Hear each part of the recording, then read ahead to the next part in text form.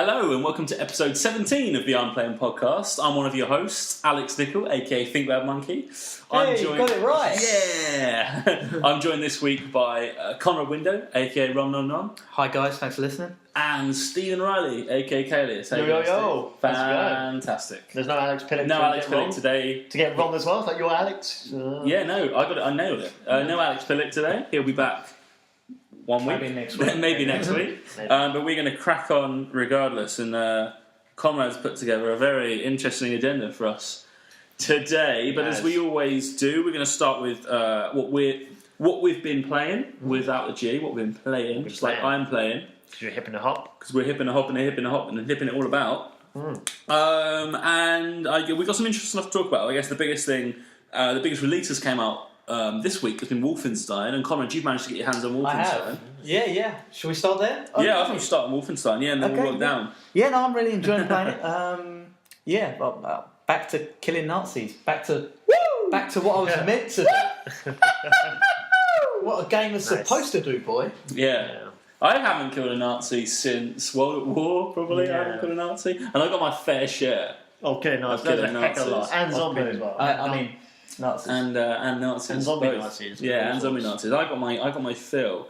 But yeah, killing Nazis again. Yeah, I mean, it's an alternate reality or alternate history where the Nazis did win World War II and, they've conquered the globe. And That's not an oh, shit. And we've just spoken out. We're going to get hunted down. Hail Hitler 2. He's Hitler's son. Hitler 2. Hitler Junior, you mean? Hitler John Or Winkler. Winkler, yeah, from Rick and Morty. Yeah, if you haven't seen Rick and Morty, guys, go out and watch it. It's a great show written by Dan Harmon, the creative Community. If you haven't watched Community, go out and watch that. It's a great show written by Dan Harmon. And there we go. We just plugged you, Dan Harmon. We expect some money. It's our sponsorship. So killing Nazis again after all this time. Feels good to be back. Yeah. Levels are cool. You get to go from Berlin to London to Poland to all around the globe. Smorgasbord of territories to explore. Definitely. That's my quote on the box. Yeah. That is, actually. I've got the box and it does say Alex Nicol. Yeah, so your review's out, Conrad. You gave it an 86. Something like that. Gave it an 86? Yeah, so first time playing post with a review. New to the site, like Conrad just said, first time playing review. We're going to give percentage out of 100. And Con's review of Wolfenstein got an 86 out of 100. So, pretty good game then. Yeah, no, I've really enjoyed it actually so far and can't wait to get home tonight and actually crack on. What difficulty are you playing it on? Because I know you sent us a picture. Yeah, I sent it through. And it's quite funny. The lowest one is Can I Play Daddy? And it's basically got a guy dressed as a baby. And then it's something else. Then it's do you know what? Fire. So what difficulty? Funnily enough, are you playing it on the easiest one? Funnily enough, the one you've forgotten is the one that I'm playing it on. I'm playing it on the third of 5. Number 4 is called I Am Death Incarnate, and 5th is Uber mode. But I'm playing it on 3rd because I wanted to, get used to the game, and then I'm definitely going to play through on Uber mode. I think when you get shooter, you can really get into you look forward to it. I remember Bioshock Infinite, when I completed it for the 5th time, trying to get all the achievements, I was like, right, I'm playing it on 1999 mode. Yeah. And completing that game in 1999 mode was just, I loved it so much. It was just so much harder. It was just genius. Makes you appreciate that game. For the new Burial at Sea 2nd DLC, they've got the 1998 mode. Oh, really? Which is even harder. But I'm not going to. You can't use. You can't kill anyone. Oh. You have to make it through the whole game without killing anyone. You can knock them out and stun them, but you can't kill anyone. And Burial at Sea Part 2 didn't interest me anyway. It was the story was very good because it was Elizabeth. It was much more stealth focused, and it wasn't the Bioshock I liked. So, but yeah, with Wolfenstein, what would you say makes it so good then? What is the good thing that makes it stand out? The fact that during a level, so for example, one of the levels is you're in a prison. I'm not going to ruin it too much in case you do buy the game. What? I do hope shit. Spoiler! You get captured, don't you? Oh shit! No, you don't. Okay. No, it's different to that. Stop spoiling. Anyway, you're in a prison, but you go from one part of it, and you go from 2 minutes you're trying to avoid people and creep up and just use your knife. And then the next minute you're like, oh, actually, I'm gonna go all out. I'm gonna go blazing, and the transition between those two is just perfect for me. Oh, right. And I mean, I've really enjoyed using the laser cutter as well. I mean, it's just like a way to cut gates. Yeah. But when you're trying to stealth, you kill people with it. You transform it and upgrade it into it's like a disintegrator, which you saw. Oh, right. That video will be up on our YouTube site very soon, so do check it out, guys. Is it? Have you played any other Wolfensteins? I played one back in the day. So I've never played a Wolfenstein game. I haven't played Wolfenstein that was in 2009, but I played like Wolfenstein 3D, which was like... Was that like one of the very first ones, which was like the FPS? No, one of the first ones was like 80s. Oh, right. Yeah, it's a really old series. Yeah. But do you know what? It's great to see it actually continued onto the next gen. Yeah, I mean, there's a... You got it on the PS1, the PS1, you got it on the Xbox One. Yeah. Has it run well? Yeah. Do you know what? Use the Kinect for anything? No. All I've used it for is recording. Okay. Yeah, but no, it's not got that, which, to be fair, not many games have done. But that's something we're going to talk about later. Something we're going to talk about later on. Yeah. But I mean... Oh, excuse me. I mean, one of the games I've been playing this this month is an iOS game, and it's great that we always come back actually to the iOS games because there's some great stuff out there. This one's a bit different to many that you played before in terms of the context. It's a game called Weed Firm, and I know, Con, you've been playing this as well. It got to number 1 on the games free list. So there's absolutely no need to pay for it as well. No, it's fun. No need to pay for it. It has got microtransactions as you'd expect. It's basically like think of farm simulator but mixed with weed. So essentially, instead of the little blocks, it's just like one scrolling thing, and you can buy pots. You can upgrade your pots, upgrade your weed. It gets more. You can buy safe to protect your money from gangsters. Fertilizer. You can buy fertilizer to make your plants grow quicker, and then basically vinyl. It requires sound, really, to play, because you have to hear the door knocking, and when the door knocks, you can go sell it to... It's really about... No, I think there's 12... There's 12, because there's that... Yeah, there's a task of... So there's 12 patrons that all come by one by one, and then you can you sell them, you get to know them. But the cool thing is it's a little bit in-depth as well, so then one guy might come and say, I'll have 2 weed. Alright, 2 weed, please. For like $100.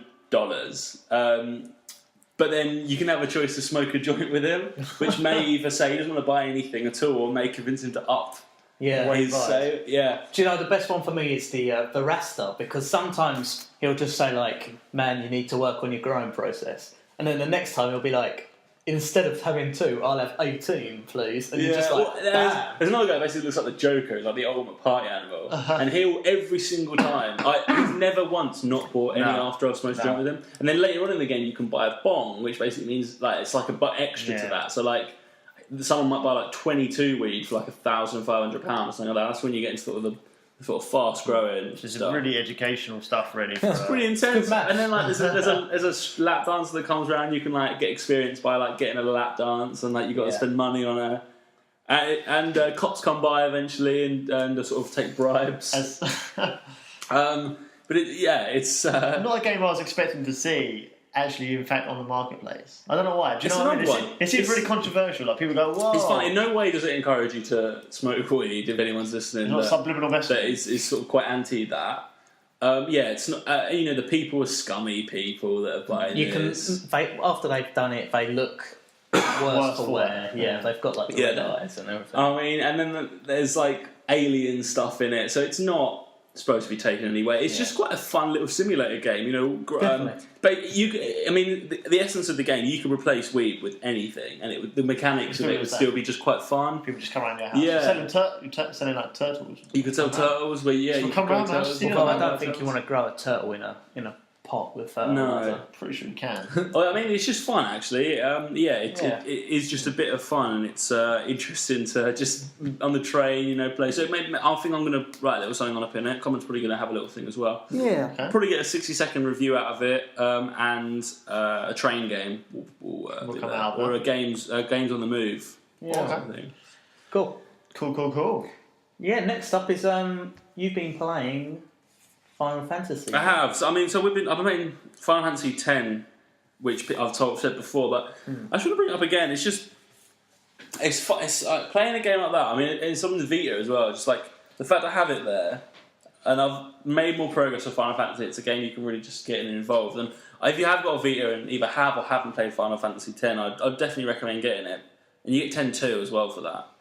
But 10's just such a fun game just to have on the go, because it's a long game. You're going to get your hours worth out of it. And if you play stuff like Blitzball, which I spoke about a few podcasts ago, you're going to get a lot of time out of it.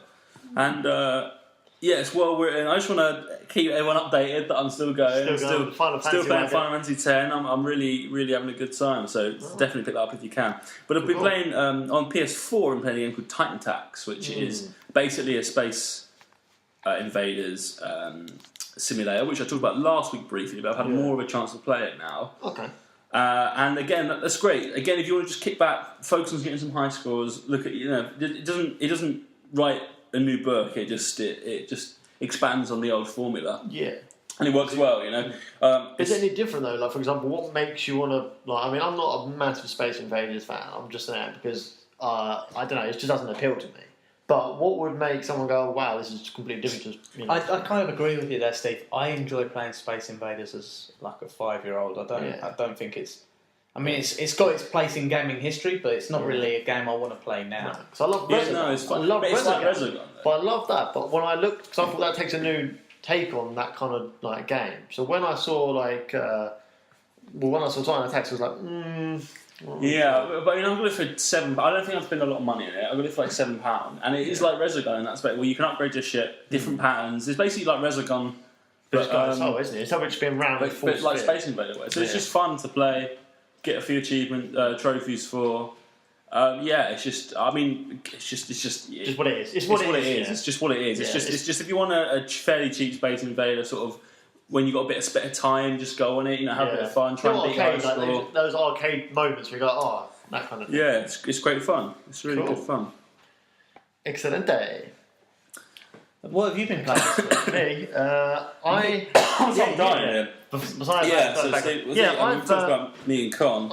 The next game, I actually did something that I've never ever done before ever when it comes to a game.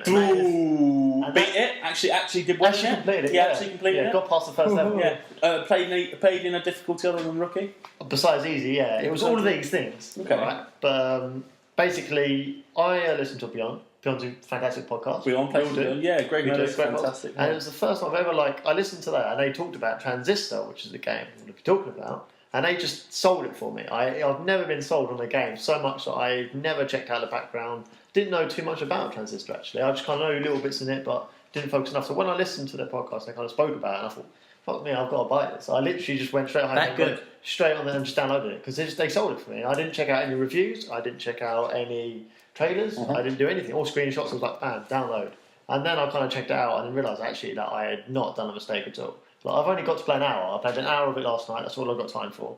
And it's really cool. It's like an action RPG, like Bastion, so it's from the makers of Bastion, which is Supergiant Games. Which are pretty rad, developer. Fantastic. Bastion is probably one of my favourite games ever made. Exactly. And, it looks really good. Yeah, and you basically follow this lady called Red, who's got this talking sword, who then kind of guides you. Almost like, do you know the voice actor guy in Bastion, where he's like, and who does this? The kid. And he's like really that cool guy. And then he fell to his death. Yeah, and this sword, and the sword does exactly that, and it kind of goes, come on, kid, do this, and you're just like, it just brings you in. It's all kind of, you can set it through your controller. So you'll be running around, and obviously you're this girl, and it's in like this cyberpunk kind of universe. So like you've got a sword and you've got some powers, but the stuff around you is this futuristic city. So, and then you can do you'll have 4 attacks which you gain really early on, which is like a hack and slash, or like it'd be a superpower, like a big hit and stuff like that. Or slash and hack. Yeah, exactly. Hack and slash and hack, and basically that kind of thing. Yeah. And then you can do something called like a move. So you press like the R2, I can't even remember, and basically it goes into like a terminal, so you can stop time and you can plan like your attacks. You get about 5 different ones, and you can go like attack and use the square attack might be like a big bomb kind of move, and that kind of thing, and you kind of do that, and it's really cool. It is, it's different, really, but a really fun action RPG, definitely worth picking up. So fun. I've only played an hour. How much is it? 15 quid. Oh, 15 quid. The only thing I'm not sure about with games is that unless I skipped it, there's no intro scene. I'm not sure what you guys are like with intro scenes, because I think they set the scene. And I think sometimes you need it. I think they set the scene in sort of an introductory way. Yeah, but there's for this one, there's no like it kind of. That's kind of what it does. Whoa. But there was no. Literally, started off. You had the game down on the side, and it actually dropped me straight in it. And I was like, I like a good bit of an intro, Yeah. or at least a game that I like. A game, even if you get in, it drops you into it. You play a bit, and then gives you the intro. You know, that sort of gets you playing, and then gives you the bit of the story. But no, I like to know what's going on. Yeah, that's what Rise does. Yeah. Transition, you kind of get dropped in, and you've got to pull the sword out, and then it kind of like you're playing this movie. It's like almost as if like your best friends. So, like, I don't know how we got there, and then I've kind of got a little bit further on where it explains a little bit about the past, but initial start of the game, I'm just a bit like bamboozled. Maybe it might explain that. I mean, you said you've only played now. Yeah, exactly. So I haven't given it enough chance. It kicks in when you go. Or I might have missed it by spamming the Xbox. Spam. Yeah, like, come on, I want to play this game now. As opposed to like giving it a chance. Spam. It's as good as ham. I'll be hopefully having a review pretty soon once I get a chance to do it. But good game so far. Give me a deadline. Give me a deadline. Hopefully by the 23rd now. Hopefully by the time of the next podcast, should be done. Okay. We want it this weekend. Should be done. Okay.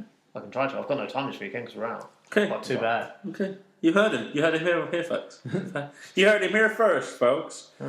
Well, yeah. Awesome. We had a good haul. Good haul. Don't know what Alex has been playing. Let me see if I can channel him. Hold on. Let me give you a hand. Give me a hand. Can we just pretend? Give me your hand. No, people you have will know. to. Okay. Yeah. Alec, come. This is It's really sweaty, man. Yeah, it's your hand. That's your hand. That was definitely not. There it is. Look, come on, feel my hand. This is not. Look, for the viewers now at his home. hand. Don't you wipe it. He wiped it. Yeah, it's you. You've got sweaty hands. Probably, maybe. We can chat about. Blaming me, you sweaty hand. I must admit, I thought it weird how the hand I was holding was completely Was dry. fine. Yeah, I'm not gonna have one sweaty hand. Okay, anyway, the listeners do not want to hear this Sweaty hands. this weirdness. No, you're right. What they want to hear about is our opinion of the news, the latest news and current affairs that are going on in the gaming world. And there's some interesting topics on here. Actually, some good ones, Con. You've done good. Yeah. The first one was particularly interesting. So we talked about Wolfenstein, Yep. of course, and we talked a lot about the fact that it's killing Nazis again. So this point here is Wolfenstein is sold in Germany. And what do we think about that? I mean, I'd love to have a German on here to see what he thinks about that. Let's say there was a game. Some cultural implications that can cause. I mean, I personally, actually, before recently, would have said, like, yeah. I mean, that it's a little bit odd. And I mean, one of the biggest reasons that puts me off playing Assassin's Creed 3 is the fact that you go around killing all the British colonial troops. And I know that it puts them in a different light. They're not seen as the evil empire you're throwing out, right? And it is history, and it's only one of the factions. But if I was a German, I think there's a disconnect there, because the colonists weren't seen as evil tyrants, whereas the Nazis were. That's the thing, because then you're like, the German society now it's still are killing Nazis, Germans. It's still good, but they're German Nazis, aren't they? That's like playing a game and fighting like the Scottish, some of them are like Scottish barbarians. Some of them aren't. I think if you were a Scot and you had to kill all the Scots in a video game, I think it's context. I think most people are proud of their fighting heritage, whereas I think obviously the Nazis is a different level. There's a huge difference between German and Nazi, though. Absolutely. And I mean, I've read that it was. But I mean, if you lived in Germany at that time, your relatives would be involved in that regime, regardless of whether they were, directly involved in any of the atrocities or not. So it would affect people. Yeah, I mean, I've read that it's censored, but I have no idea. I can't see how that would work. I mean, it must just have some of the cinematics censored. I mean, perhaps. we can really not. Yeah. We can really not comment as a we're not German. No. But I would think actually Wolfenstein does a good job of making the Nazis almost seem like a different race, like this imperial empire rather than a historical thing. Considering these posters, they look like golems, rather than people. they just look soulless, don't they? Really, yeah, that's what I mean. It's like just black shadows. But I mean, what I like is that this kind of it shows that there are no borders, really. If you wanted to buy that game in Germany, then you could do. I mean, if you thought it was going to offend you or offend your country, then you wouldn't buy it. I mean, I'm guessing it won't be stocked everywhere, but if you want to buy it online, then you can do. And that's what I like about it. But at the same time, I mean, I can understand. I mean, if it was me in Germany and my dad walks in and was like, "Oh, what are you playing?" "Oh, Wolfenstein." "Oh, what'd you do?" "Oh, I killed Nazis." Good Nazis. Then I could understand. I reckon my dad would be pissed off. Be like, Well, what's you know. that bit? Yeah. Yeah. But it's one of those things. I mean, what's your thoughts, Steve? Well, I don't know. It's, once again, it's because like the Nazis aren't the Germans now. I can understand it's part of their history. So I don't know. It's kind of based on like it can be offensive, or it might. I'm not sure. I haven't really played the game. So, but at the end of the day, if you're still killing a group, wasn't it at the time? Yeah. It just depends on how you're going to take it and kind of because the way games are now anyway. Like if you used to compare like GTA, I mean, it's not in the same sense that you've got a cultural here, but in like GTA, some of the stuff you do is mental, isn't it? It's crazy. You're doing drugs and you're. It's just whether you're being desensitized to that extent. I'm trying to think of some like compare. Well, I think it's worse. This isn't. I think it's a lot worse. Like Call of Duty. If you're a Russian or a Chinese, but China. Well, this is the thing. If you're Chinese or Russian against Call of Duty and Battlefield, like that's different because like Nazis. China Rising. It's not like Nazis was this horrendous thing that happened in history, and everyone basically agrees that they're evil, right? Even people that live in Germany don't want to be associated with that. Something like Battlefield and Call of Duty, it's about like you directly are fighting Russians and perceived threats in the world right now. So if you're playing that as a Russian going, "Oh fucking hell," everyone thinks that I'm the new bad guy. How many of those though? It's what I like is that in Wolfenstein, not once it's like, "Oh, we've got to go kill Germans." It's always we're killing Nazis, and I can see that might be a way that they are able to sell it in Germany. Well, I think it's because it's not targeting Germans, and that's the thing. And they're also because it's set in like where they're taking over the world. I mean, this is Nazis that would have been born all around the world. Yeah, exactly. I mean, there is a character in it. He's got a German name. He's Strasser, but you would do if the Germans took over the world. Yeah, he lives in France. He was born in France, and I think his dad's French or something like that. So I mean, he's got French connections, but it doesn't stop that game being sold in Germany or in France. Sorry, or censored that part. I don't think it should be too bad because I mean, think about the amount of films though, stuff like that. Depict the Nazis in a certain way. Like, why would the games industry, the way, especially now, as a media entertainment platform, be any different? No, exactly. I mean, you can't stop Saving Private Ryan, for example. Exactly. Yeah, but one thing I was trying to think of comparable things you could do with a game. I mean, you don't really see a game. It's like making a game where the Ku Klux Klan are the bad people, and then not being able to sell it in the south of south of the US. Yeah, absolutely. I think it's completely fine. It'd be interesting to see, just in general, how it goes down. But I think they've done a good job of making them seem like a soul. And it's not about history. It's not about people's granddads. No, being in a war, is it? It's just about definitely this evil thing. It's all completely fictional as well, isn't it? Exactly. Of course, no, it's really fun. I'm really enjoying it. But on to a brighter note, Cons. Now tell me about the second one, because I don't actually know much about this. So you've got here Blizzard are suing StarCraft 2 cheat hackers. Yeah, I mean, this kind of follows on. A couple of years ago, Blizzard were able to sue these people that were putting bots into the game, into World of Warcraft this was. They were able to sue them for some the gold farmers. And it was as well as gold farmers, it was people who would let a bot level their character. So, because I mean, obviously, if you've got like 3 levels, max levels, then sometimes you can't be asked to do it again. So they used to pay people. And they managed to sue people that were doing that, and they've been able to do the same with StarCraft 2 now. Well, their starting procedure. And there's just been a bit of like mixed reaction in the gaming community. Some people have said that it's an aggressive mood, but it's an aggressive mood because this is a very competitive game. I mean, there are a lot of world tournaments in StarCraft. I read earlier hundreds of thousands of pounds worth of prize money. $600,000 worth you get in a. And for winning wow, it's unbelievable. Have you seen a game though? It's mental. I have no idea what's going on at all. Have you seen I'll be watching the screen and then 5 things will happen at once and I will literally have not a clue as to how that is. They've controlled the troops and said you go here and they're literally just like. I mean, it's all about clicks per second. You're supposed to have like 5 clicks a second or something, or clicks per minute. You know what I mean? It's all about the rate they work is unbelievable. But it's good because it's trying to keep. Blizzard are doing it because they're trying to keep the fantasy in the game. Competitive nature of it. Of course. Sportsmanlike. Yeah, exactly. Yeah. It's like letting someone be able to score a goal whenever they wanted on FIFA, you know? Or it's more like, do you know, whenever we play like Call of Duty and something, Yeah. that guy is definitely hacking because literally like, he's like automatic, like you can get a lock onto the head and you think like that's bullshit. Yeah. And when we went into World at War after a while, and there's people flying, people that couldn't die. Yeah. That was a sad time when I went back to that. Because I was like, I was the 7th Prestige and I'd been working hours on that, and then bam, people were able to cheat jump their way around. to stand in front of you, like teabagging you, and you're shooting them point blank. Yeah. Like, what the fuck's going on there? And then they can kill you with like glittering names, isn't it? Like rainbow-coloured names.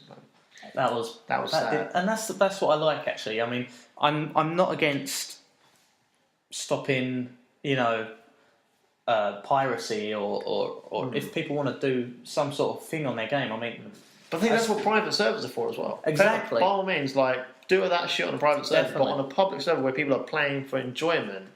Do you know what I mean? When you're playing, I remember Honey, our friend Adam Hone had a load of mods for Red Alert 2, and like it basically meant that like anyone you played as could unlock any like. If you played as the US, you unlocked everything, even the Soviet stuff. And there was this little troop that was basically like a mini. It was like a mini boat, but it was like an aircraft character that just constantly spawned planes. Oh, really?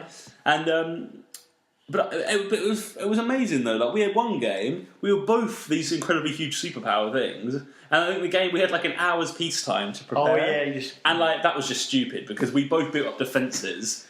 Even though both our armies were ridiculous, we both built up defences that just literally could not be. Yeah. We just literally fought to a standstill. But it was so much fun in a private server. because it was done properly as well. Yeah. Because we both had, it was the same advantages in a private server. If I went online and someone had that, then I'd be very annoyed because you go into an arena where it should be fair play, you know, and it wasn't. No, private servers, like do whatever you want. So I think it's right to sue it. I think it's right they're trying to keep the game as competitive as possible. Because people have this is their livelihood. Some people playing StarCraft 2. You know, if I came into work one day and suddenly they got a robot to replace me, you'd be pissed off. I'd be pissed off. In the same way, that these hackers could put people out of a living. Talking about like kind of servers on another topic, something I just kind of remembered was the GameSpy servers shutting down. Did you read much about that? GameSpy servers. Yeah, so like the GameSpy stuff, which keeps servers running, which is anything from some of the Battlefield games as well, like some of the Battlefield EA. 2. Oh, the EA servers, but GameSpy as well are doing exactly the same thing. So all the old games like Battlefield 2 and Command & Conquer Red Alert's on there, Generals is on there as well. All these big games. Yeah, I did see that. Yeah, they're showing that a lot. Vietnam's going still. Vietnam for Battlefield, yeah. Vietnam's going. So, but that's just a list I was just brought out quickly. And there's some titles in there which is kind of like a shame because some of the developers I think are trying to keep them up and running. I'm not quite sure exactly what the list is. To be honest, like, it's got to be a time when these games stop being online, you know. Because they cost, don't they? They all have financial costs at the end of the day. They all cost money to keep running. I think it's good. It kind of makes you feel a little bit old though, thinking like, oh, these are games that I actually had some pretty damn good time on, and then seeing that they're shutting down. Like, even though I want to play them, I'm just thinking like, how does that make me feel? Yeah. So, but never mind. Next up, we've got the Arkham Knight, the Batman Arkham Knight gameplay trailer. Have you seen this? Have you managed to see it yet? Not the trailer. No. Do you know what? I do know looks there's good. a lot of hype about it. Yeah, I mean, I'm not sure. It says it's a gameplay trailer. Should we watch it? I mean, should we watch it now? Well, do you want to pause it? Yeah. I'm going to pause it now. Yeah, okay. Yeah, we'll be back in. Well, literally for you, it'll be in a second time. We're just going to watch the trailer and come back and give our feedback. Right, so before anyone else... Well, that looks good. It was good. Yeah, it was good. But, I mean, some of it is obviously cinematic clips. Some of it I can see is gameplay, but parts of it are way too good to be... Look very sharp, definitely. Yeah.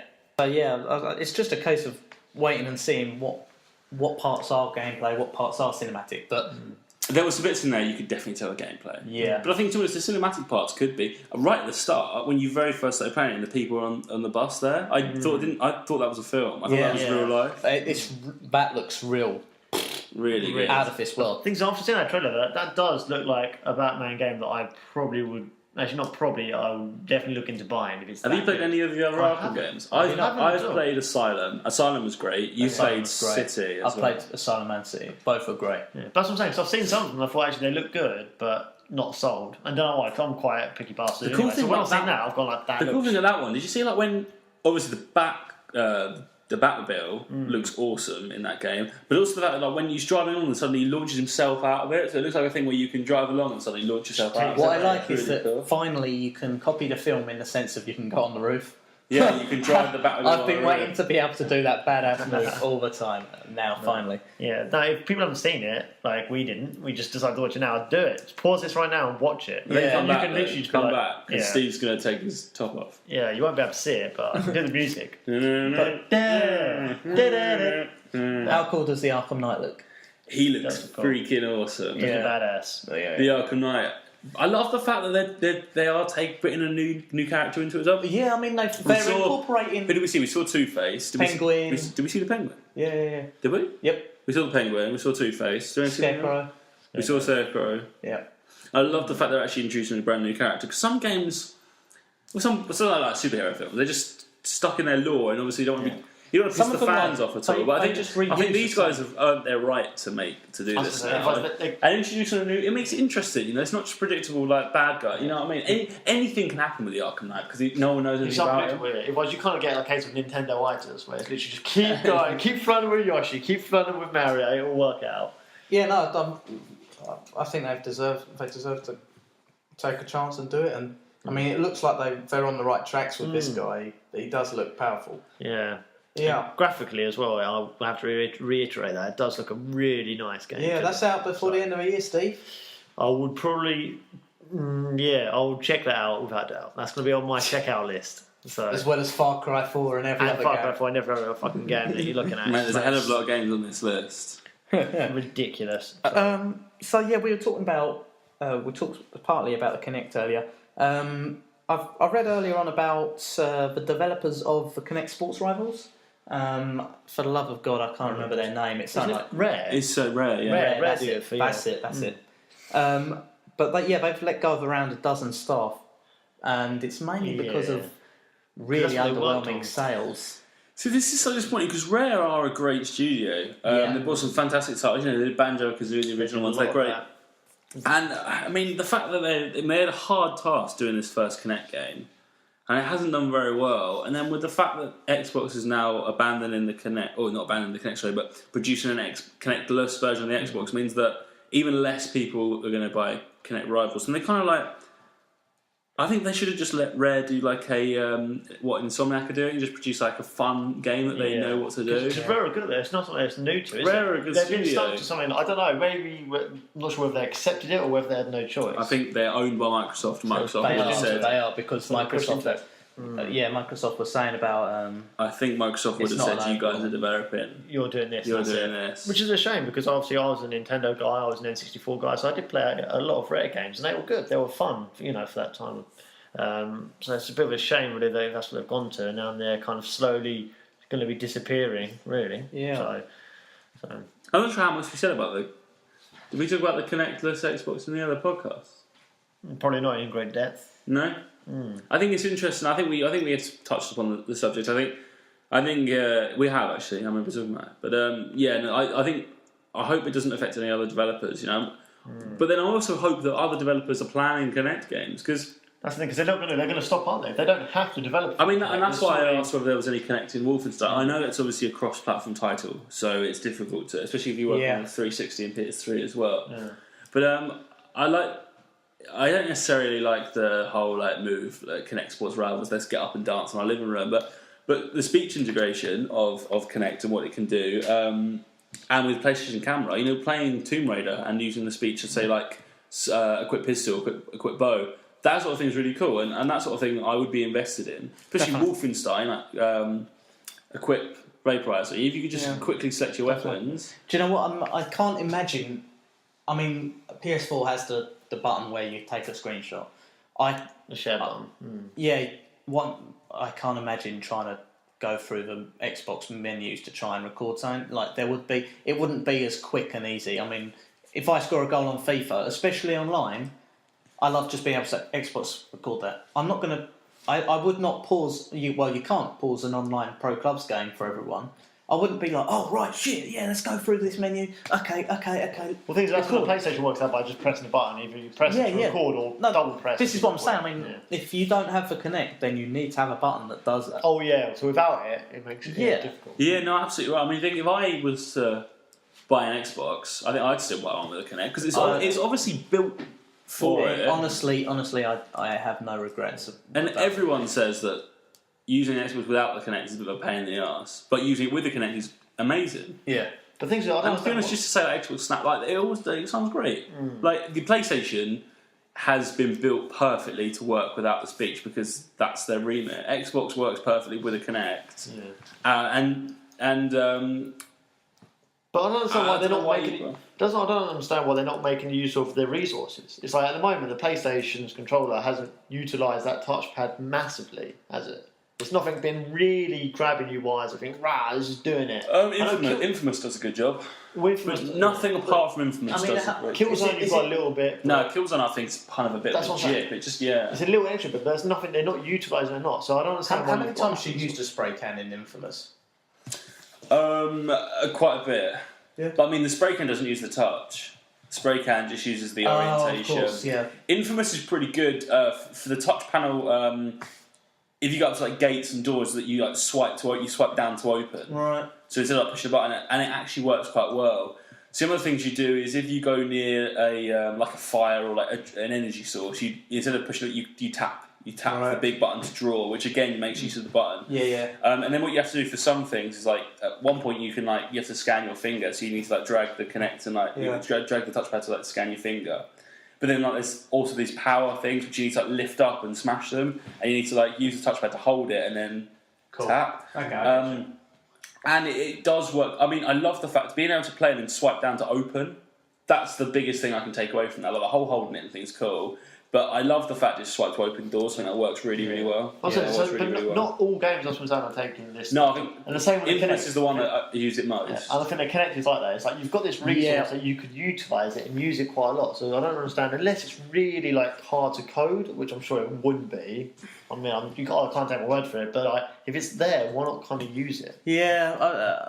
Or give the option to use it. Make it sure for cross-platform games, it's a case of having to put in. You make the base game, and then you add the the touch part for PS4. You add the Kinect speech part and everything.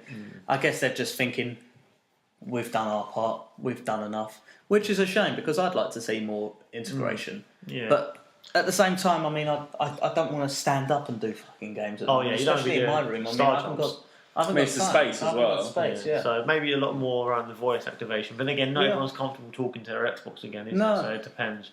Never mind. No. And waving your hands is okay if you're doing some things. Yeah. Exactly. I mean, so this kind of brings us on to we're going to do a bit of a longer Conrad's convo, but it's not going to be a Conrad's convo. It's going to be Conrad's essay. Conrad asks a question and Stephen and Alex answer. Okay. Isn't that what it was? Okay, that's a Conrad's convo, isn't it? Well, I mean, this is going to be a long statement. Yes, of course, one of us doesn't know the answer. Is it one each? No, it's going to be just a general thing, and we just discuss it. Okay. So it's going to be called Conrad's Convo Discussion. Okay. I'm disgusted. With both of you. I'm disgusted. I haven't said anything, so I can't be disgusted. Anyway, so we've got E3 coming up very, very, very, very shortly. And, I mean, obviously we know that they're going to release more details about Halo, what their plans are for this year. It's probably going to be a Halo 2 anniversary, but more details about Guardians. They're also going to do a demo of the Order 1886, aren't they? Exciting stuff. Yeah. Stuff. I just want to know what sort of stuff, what else you want to see coming out of E3 and what would get you buzzing for 2014 and then 15. Some new IPs are going to be buzzing. Yep. Some we haven't already heard of before, and I can't really say more on that because of course, some of the things that would get me really buzzing, especially going back to PlayStation from a PS2, PS1, is like an announcement of some of those cool games being revitalized. Yeah. I'd love for them to announce a new Crash game. I'd love them to announce a new Ratchet and Clank game for the PlayStation 4, and like a new Jack game, those sorts of things. I don't think it's going to happen because Jack is owned by Naughty Dog, who I don't know if they still own it, but you know, the great Jack games like my Naughty Dog, they move on. They traditionally move on from their IPs, and they're working on the new Uncharted game.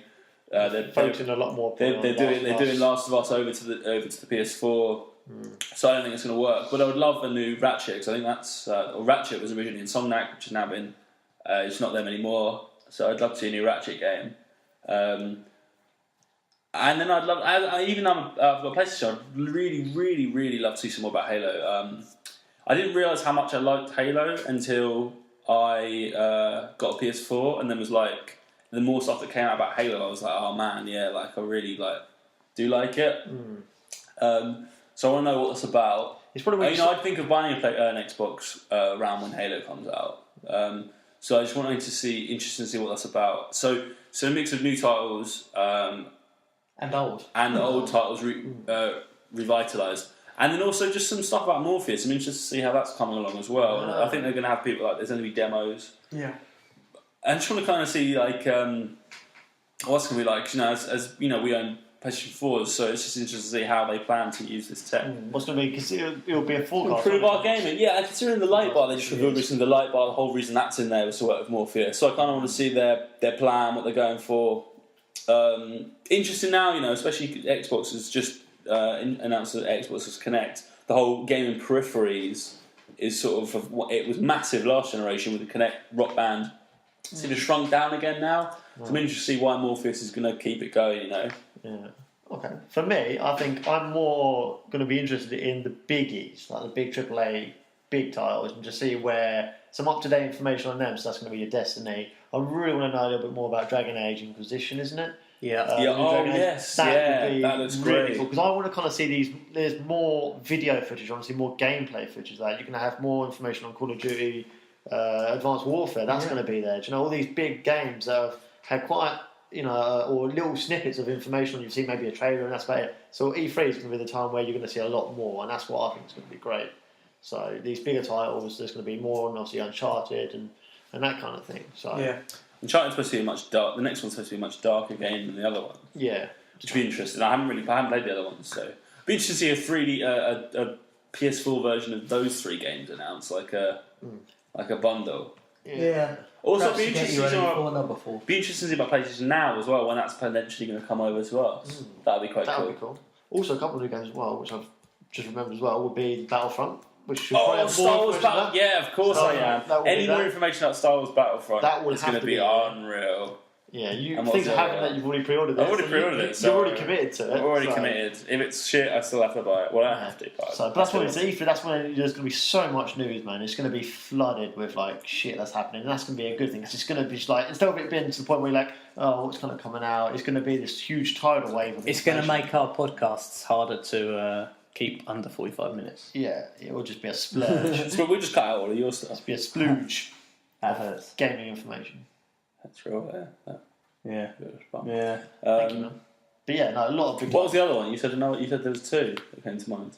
Yeah, I'm trying to think what it was now. I literally just thought about it. It was Battlefront, and I think it will be, if I can try and remember. What are you talking about? Stop babbling. Come on. I can't remember. Come on, fill the time. I'm looking forward to. I hope they give more any details about Shadow of Mordor. To be honest, that's it. That was it. Really, that was it. He nailed it with a filler. Shadow of Mordor. You actually guessed it. That was the next one I'd be like interested to see what's happening with. Yeah, because that looks cool. I'm a big like Lord of the Rings geek. I'm kind of reading the book again. It's planned for October, I believe. So and it's going to be set between The Hobbit and The Lord of the Rings. Yeah, I mean Gollum's involved in it. Is he? Yeah. Okay. I mean, I'd be interested. When is he not involved? He's everywhere now. Gollum. Gollum gets around a bit. Interestingly, you talked about now. I heard about them showing some demos that it's showing game time is dropping to under 30 seconds now. So if that's the case of loading a game in under 30 seconds, then that's just going to be nuts. Yeah. No, I think as long as I've got the right internet connection for it, I'll be... Yeah, I mean, your ping earlier was a bit high. Ping was a bit high, but it's normally lower than that, so we'll have to see. Yeah. Damn you, BT Infinity needs to sort themselves out. Step up its game. And on that bombshell of blasting into BT, I think it's time we call this podcast. On that hate speech of ET. BT. Which we always seem to last on, end on, sorry. Yeah, some sort of hate of BT. Yeah. Hate of someone. Conrad's right. And this has been episode 17 of the I'm Playing podcast. It's been great, actually. It's been a really good episode. Very I've enjoyed it a lot. I've been Alex Nickel, aka Thinkbad Monkey. I've, of course, had Conrad Window, aka Romnomnom. Yeah, thanks as always, guys. Thank you for listening. I've had Stephen Riley, aka Kailios. Thank you very much, guys, for listening. Cheers. Yeah, absolutely. You can continue to check out all of the I'm Playing content at www.implaying.co.uk. You can just our Facebook page at www.facebook.com/implaying. Check us out on Twitter at @I'm_playing. And these podcasts, as well as a load of other videos, including 60-second reviews and other videos that we all do, go up on our YouTube channel, which is I'm Playing TV, all one word. Thank you very much for listening, guys, and we hope that you join us next time. Thanks. Thanks.